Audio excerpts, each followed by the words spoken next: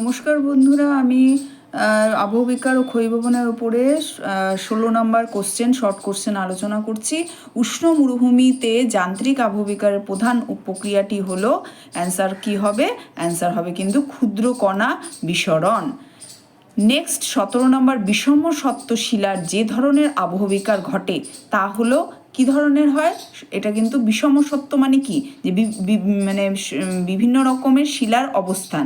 এই ক্ষেত্রে কি হবে? তোমার উত্তরটা হবে ক্ষুদ্র কণা বিসরণ। নেক্সট কোশ্চেন দেখো, তুহিন খণ্ডীকরণের সৃষ্ট শঙ্কু আকৃতির শিলাচূর্ণকে কি বলা হয়? এটাকে বলা হয়, অ্যান্সারটা কি হবে? ট্যালাস বা স্ক্রিন।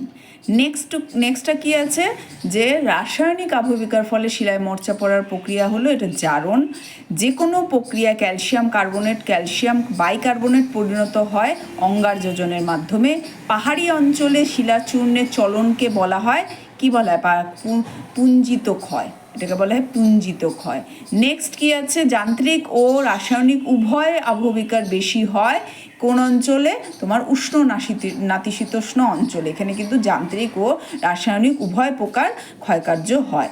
স্বল্পমোচন প্রক্রিয়াটি হলো, এটা তো আগেও একটা এই রিপিটেড হয়েছে, কোশ্চেনটার অ্যান্সার হবে গ্রানাইট শিলা।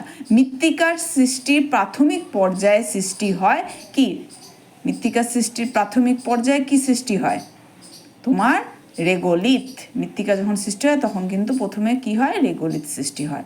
নেক্সট কোশ্চেন আছে কি 27 নাম্বার, ধাপ চাষ অধিক দেখা যায় কোন অঞ্চলে? এটা হচ্ছে ধাপ চাষ, মানে ধাপে ধাপে যে চাষগুলো করা হয়, এটা অবশ্যই পার্বত্য অঞ্চলে আমরা ধাপ দেখতে পারি, সমভূমি অঞ্চলে মোটেও ধাপ দেখা যায় না। আচ্ছা, নেক্সট, শিলার শুধুমাত্র আকৃতিগত পরিবর্তনের ফলে যে আবহবিকার ঘটে, এটা বারবার কোশ্চেনটা আসছে, অ্যান্সারটা কি হবে? যান্ত্রিক আবহবিকার। দেখো, একই কোশ্চেন বারবার আসা সত্ত্বেও কিন্তু তোমাদের উত্তর দেওয়ার সময় তোমরা ভাবছো কি দিব।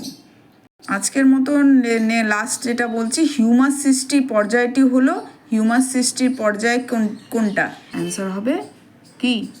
হিউমিফিকেশন। ঠিক আছে, এবার নেক্সট দিন আমি আরও কিছু আলোচনা করব। আচ্ছা, ঠিক আছে, ধন্যবাদ।